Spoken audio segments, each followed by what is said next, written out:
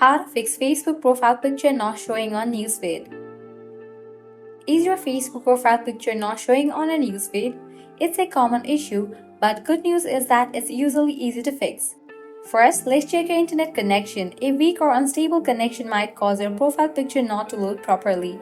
Try switching between Wi-Fi and mobile data or resetting your router to see if that resolves the issue. If your connection is fine, the next step is to update your Facebook.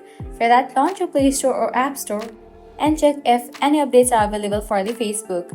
After you update the app, now what you can do is launch your settings, navigate to the option of General, click on the option iPhone Storage. Now you will need to clear cache for the app. Here, find the app Facebook, click on Offload app, click on Offload app. Offloading app clears cache for the app. Now click on Reinstall app. After you do that, you can check whether your problem has been fixed or not. By applying all these solutions, your problem will be fixed.